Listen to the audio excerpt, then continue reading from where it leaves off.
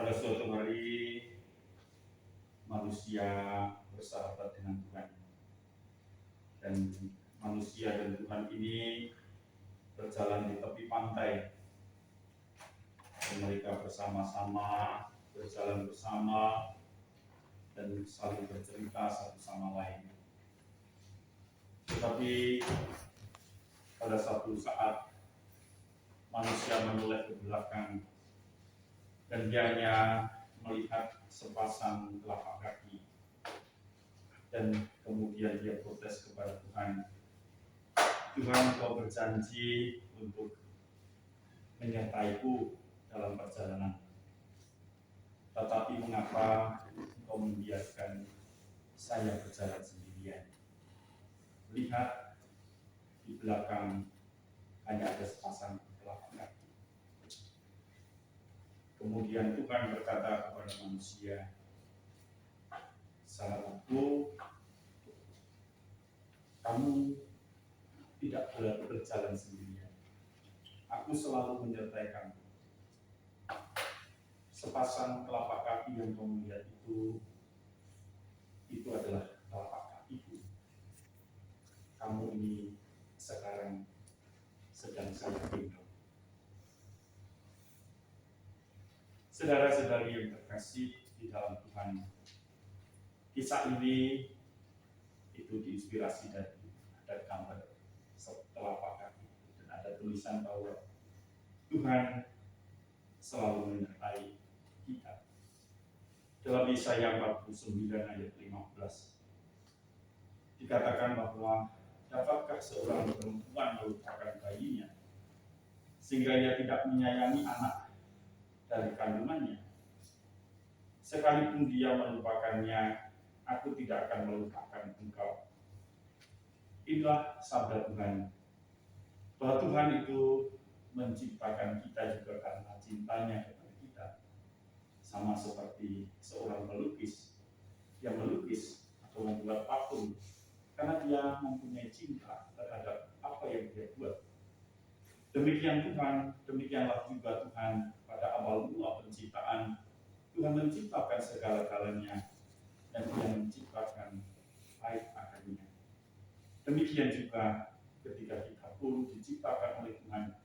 Tuhan menciptakan kita karena Tuhan mencintai kita, karena Tuhan mengasihi kita, karena Tuhan menghendaki yang terbaik dalam hidup kita. Dan ketika itu juga Tuhan menciptakan seluruh gambar dan citranya. Artinya di dalam hati manusia digambarkanlah, dilukiskanlah hati Tuhan yang menjadi ciri dari manusia. Karena manusia, kita juga hanya bisa hidup ketika kita hidup di dalam cinta dan hidup juga saling mencinta. Namun rupanya dosa membuat manusia menjadi tidak percaya kepada Allah, tidak percaya kepada kasih Tuhan. Itulah godaan dari setan, godaan yang membuat manusia ingin memisahkan diri dari Tuhan. Padahal tidak mungkin manusia memisahkan diri dari Tuhan. Karena hanya dengan bersatu dengan Tuhan, hanya tinggal di dalam kasih-Nya, kita akan mampu juga hidup, dan hidup kemudian saling mengasihi seperti yang dikehendaki oleh Tuhan.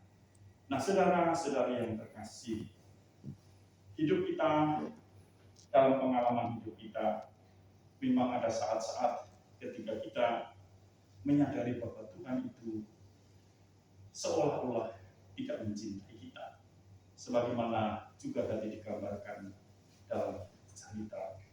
Itulah dalam perjalanan spiritual ada namanya malam-malam gelap, malam-malam pemurnian. Bahkan kemudian manusia merasa ditinggalkan oleh Tuhan, seolah-olah Tuhan tidak mencintai lagi, seolah-olah Tuhan menolak hidup kita. Namun kita selalu diingatkan bahwa Tuhan selalu menantikan kehadiran kita di hadapannya, sehingga kita membiarkan Tuhan mencintai kita sebagaimana adanya kita, dan supaya kita juga belajar mencintai diri kita sebagaimana Tuhan juga mencintai diri kita. Karena itu juga Tuhan menghendaki diri kita percaya kepadanya.